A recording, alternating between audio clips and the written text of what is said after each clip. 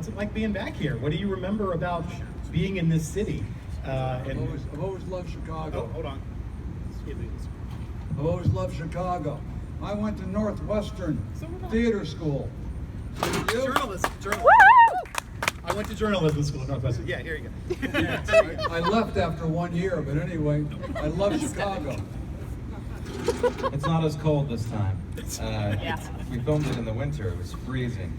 I have a memory that it was like the coldest winter they had in 50 years or something like that. But it was brutally cold. So it's much better to be here in August.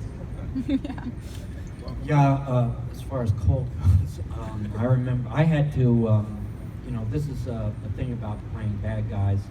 You're always running through the streets in the middle of the night while the stars are home in a warm bed. And this was definitely true for me.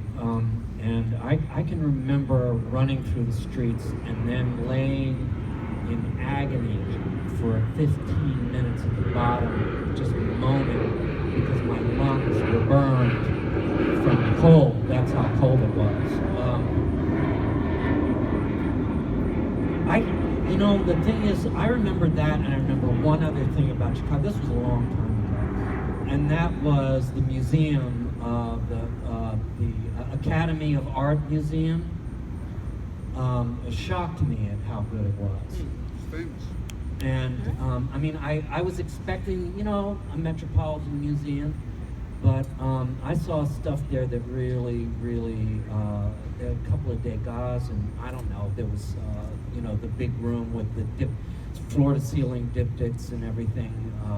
It just blew me away. So those two things I remember. I kind of remember I did a movie here, but that's minor,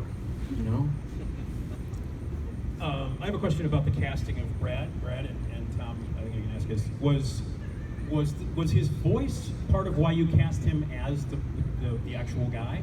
No, it was because Brad had played the bad guy in Fatal Beauty with Whoopi Goldberg, which I had directed a great movie, before by I the way. did this. And so were you, Brad? Did you do some preparation? You already had the part live. Was your voice different when you were doing Chucky? Did you try to make it more animated? I'm going to be really honest with you. I have no idea what was going through my head. It was a long time ago. I did work on a Chicago accent because it was Chicago, so I wanted a little bit of a rasp. And I do remember thinking something about not playing. Charles Lee Ray was a misogynist, killer of women, and I do remember feeling like I needed to push him a little bit away from that feeling, and so that he didn't become a rapist. He just became a murdering creature,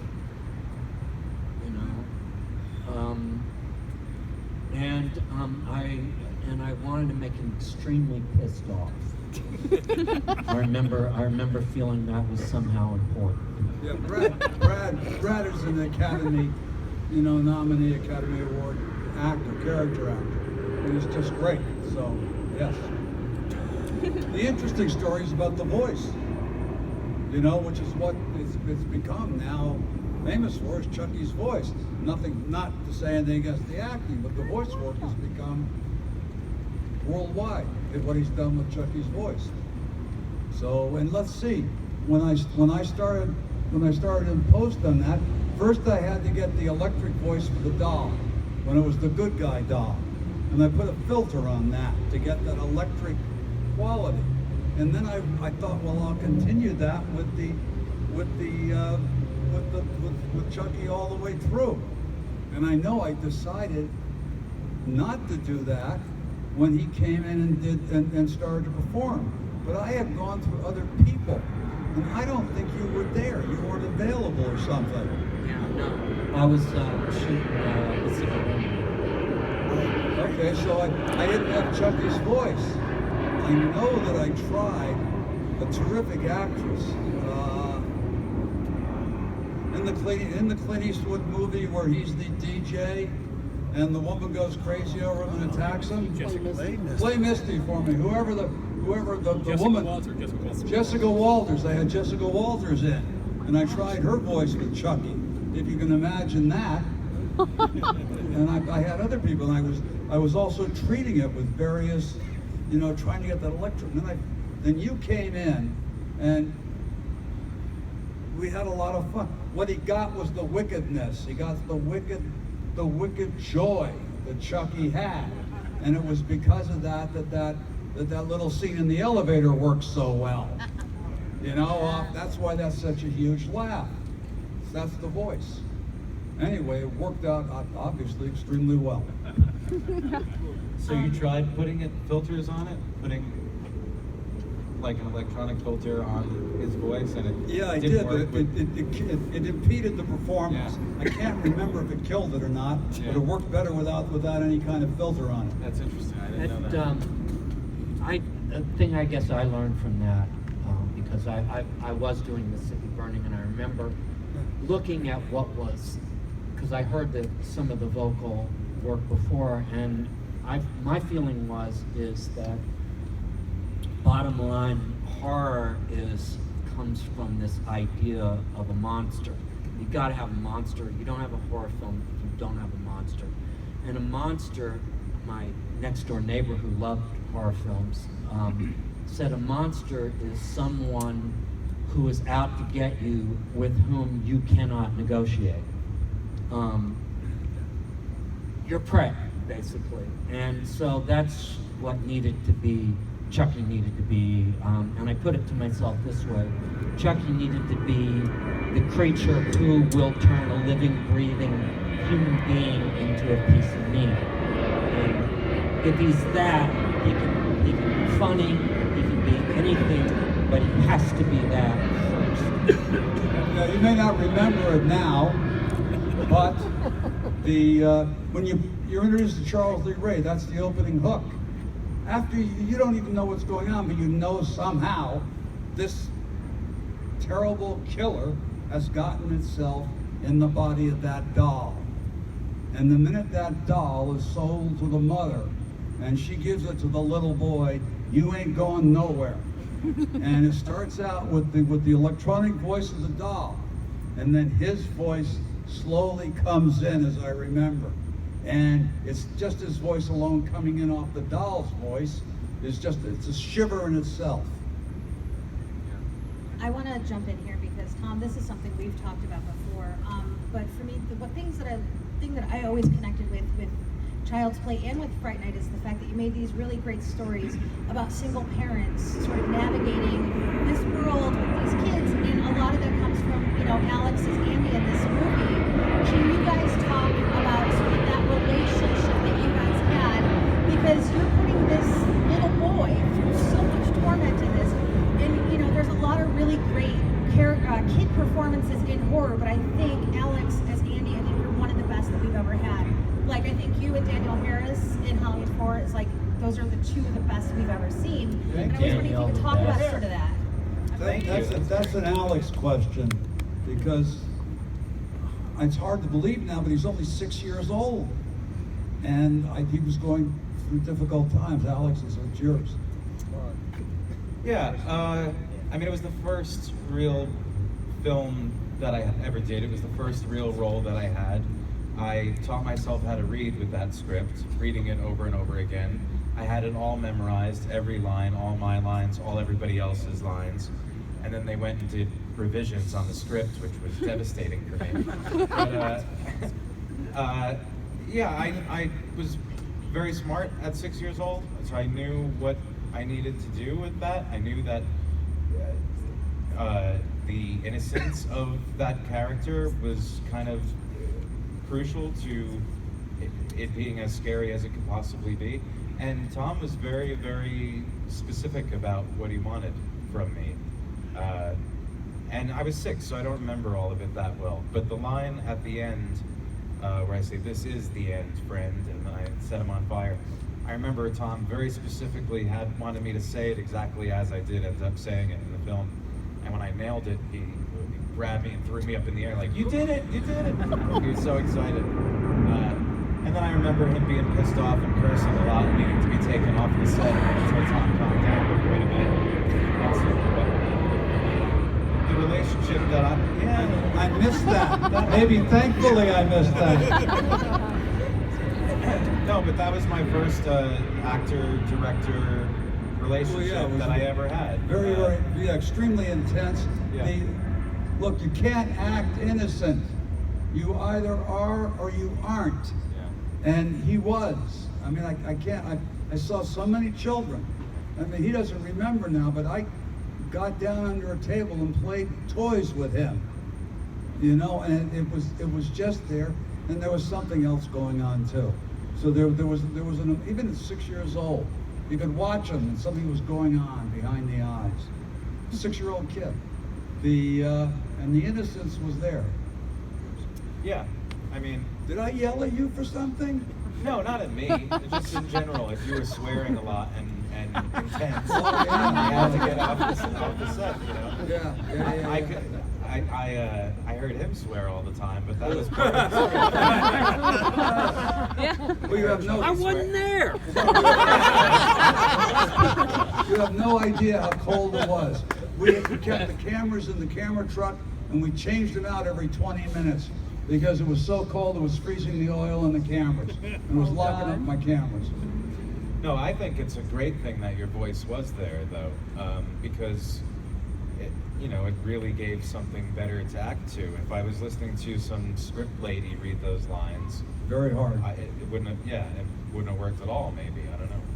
It was important. I had a vision with that film. Well, I knew dramatically how I wanted it to work, Yeah, and it did. it did. Fucking amazing. That's why we're here 30 years later. Yeah, I mean, incredible. Thank you. These are brilliant actors. You know, you look at performances.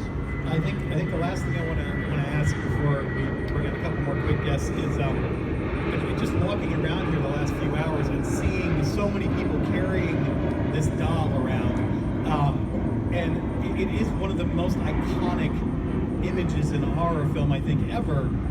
I want to know about how you settled on this design, like who came up with the idea. I mean, I understand you making him redhead because redheads are the demon's spawn. So, but I mean, other than that, like, how did you just sort of design what he was going to look like and how he was going to change? And I want to know just like the initial, like, getting. I got into it because of My Buddy. Anybody remember the My Buddy doll? Yes. Okay. Well, that's what got me into it, and I crossed My Buddy with a Raggedy Andy. You know, and you had all these merchandising opportunities built into the film, and so they had to be happy colors, and he had to go from being from being Yeah, good guy. sweet and lovely, and A good guy to a bad guy. That's right. So so it had to have things in the face that I could darken, and there had to be something very scary, and the red hair is part of it. But if you look at it's very, very, how do you describe it? I don't know. You knew the doll would be a huge commercial hit. It was believable as that in terms of the design, the happy design. Yeah. And then going to hell from there. Yet they still never marketed actual good guy dolls, which is amazing. Well, they split the rights. Yeah. They split the rights. That had a lot to do with it. But anyway, I should also say we wouldn't, to give a nod of credit, we wouldn't be here talking about this if it wasn't for the Chucky series that Mancini does. Yeah. So, yeah, because it's kept spreading as an image. Chucky, no, I have no clue. None. The thing about My Buddy dolls that I think is funny too is that after Chucky, everybody destroyed their My Buddy dolls. They ripped their heads off and they buried them in their backyard and they went out of business. So in a sense, Chucky killed My Buddy. There was nothing that Chucky would not destroy in 1988. We're going to go ahead and bring up a few lovely ladies from the Chucky and Child's Play series. We've got Christina Lees.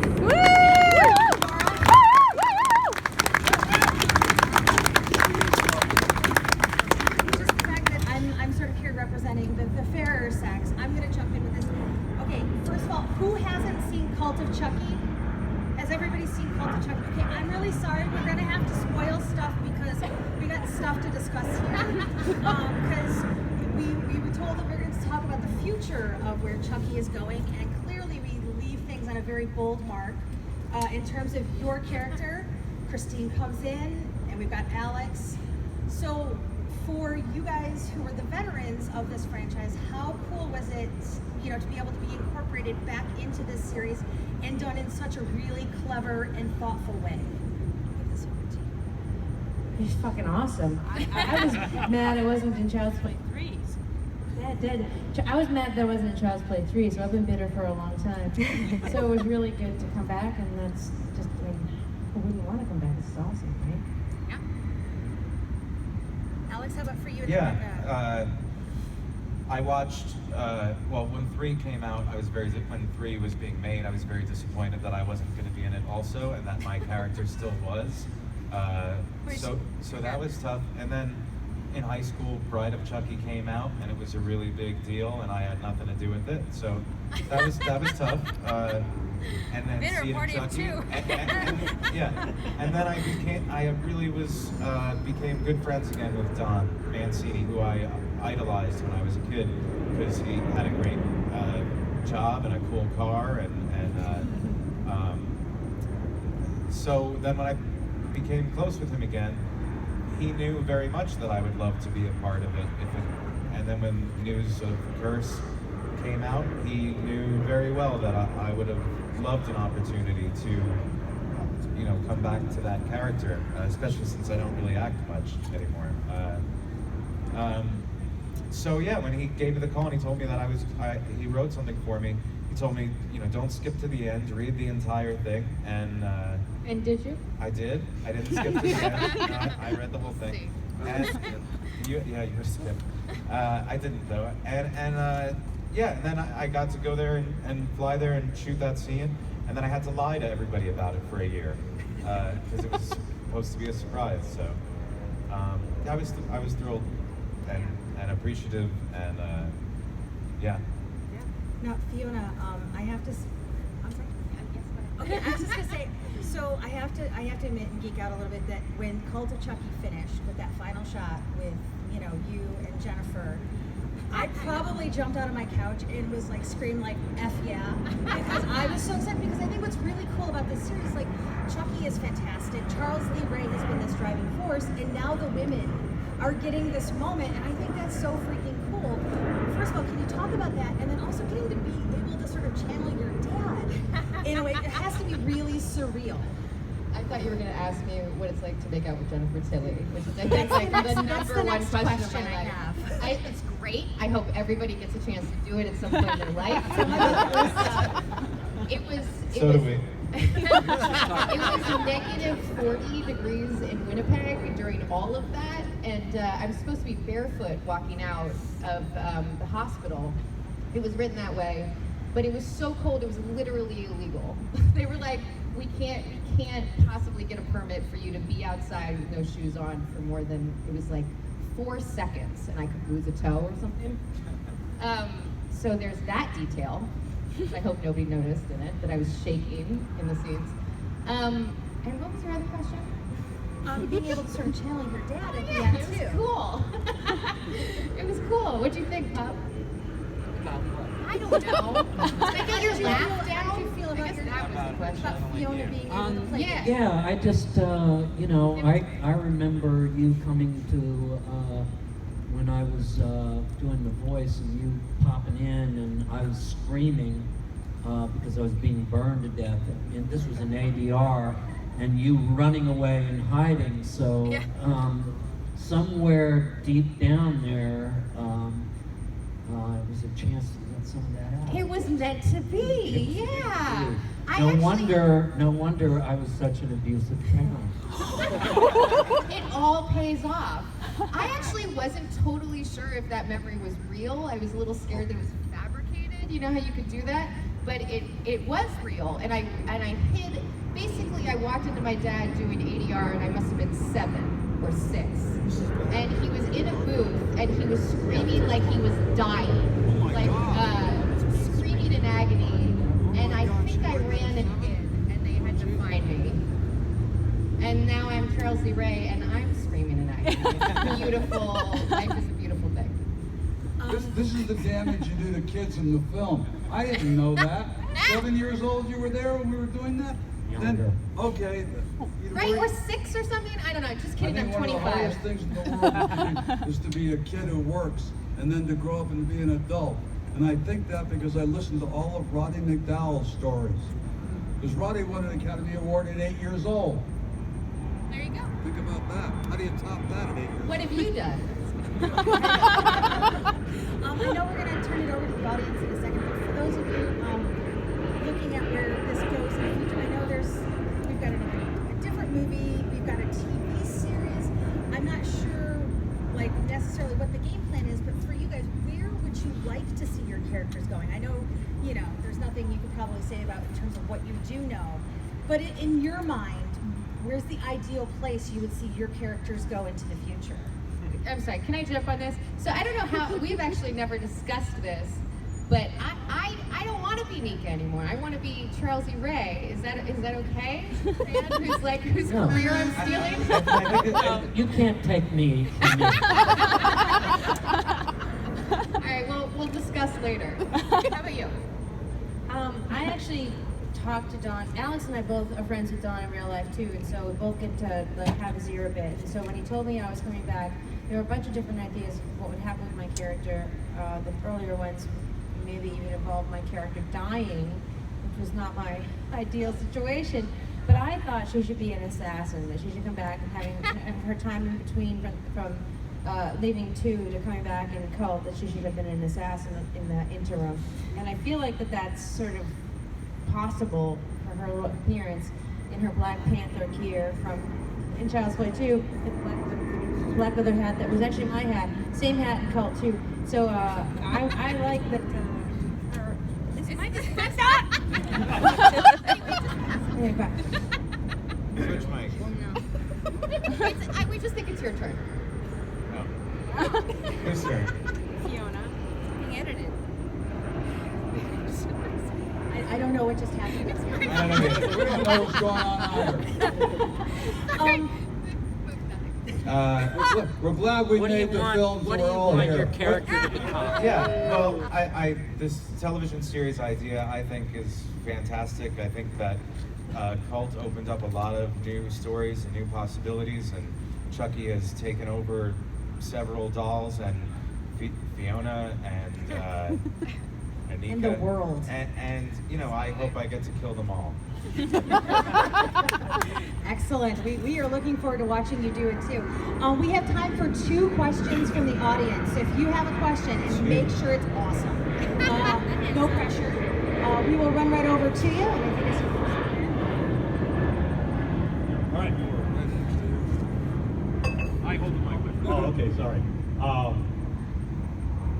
Christina Elise, you're wonderful. I love you from everything. Beverly Hills 90210, Child's Play 2, Cult of Chucky. I hope you come back and kick ass because you were wonderful at the end. I was so shocked and surprised and happy that you came back on. Alex Vincent, I want to go ahead and ask you a question. Do you think Catherine Hicks and Chris Sarandon might come back also to replay their parts as well? I don't know. It's kind of a 2-part question because it's will Karen and Mike have a reason to come back into the franchise, and then would Catherine or Chris want to do that? So I really don't know at all. I couldn't even give you an answer because I have no idea. That's all on Don Mancini and them, and what Don decides he wants to happen next. I think that would be fun, but I don't know. Right here. And thank you. You're welcome. This is for each of you. Which, obviously, aside from part 1, which is your least and most favorites of the sequels? Oh, jeez. I'll answer right away. I think Cult is the best of the whole franchise. I love where it ended up. I love how brave Don Mancini has been through the whole franchise and changing it up and taking risks and reinventing it all the time while always staying true to every character he invented. Every character is still alive and respected in every subsequent installment. And fucking Mike. That I think Cult, for my money, Cult's the best of the franchise so far.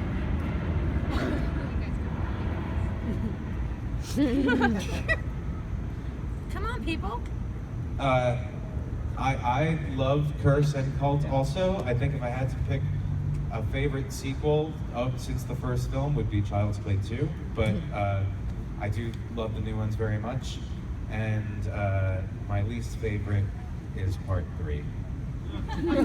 Ditto. Agreed. Yeah, I have to.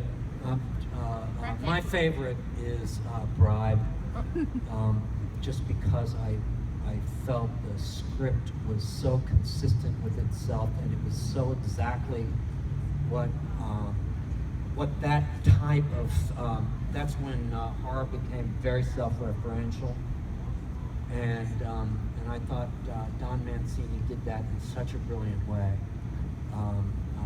Using Bride of Frankenstein as a catalyst to create this new and different story. And I thought Jennifer Tilly's character was really fun, and also it was the first time I wasn't alone in the recording studio, and it was really nice to have somebody to when I was doing the voices to really bounce off. You know, I think Jennifer added a huge amount to the franchise. And anyway, my favorite was Bride. Although I love all of Fiona's parts. Yeah, thanks, Dad. Well, how many of you are here all weekend? Well, so are we. So if you didn't get to ask a question, we'll be at our tables all weekend. So come up and ask your question there. We'll have more time to chat there. All right. Enjoy the movie. Go ahead. All right, before we get these guys out of here, I just wanted to say to Brad Dourif, your performance in The Exorcist 3 is one of the best performances I've ever seen in my life. Wow. And I just wanted to say that. You're amazing. Just had to say that. All right, so everyone, let's first of all, real quick. Tomorrow night, 8:15, we're gonna do this again with Tom and the cast of Fright Night. So please come back. Everyone, thank you so much for being here this weekend. Thank you guys for coming. Enjoy Child's Play, everyone.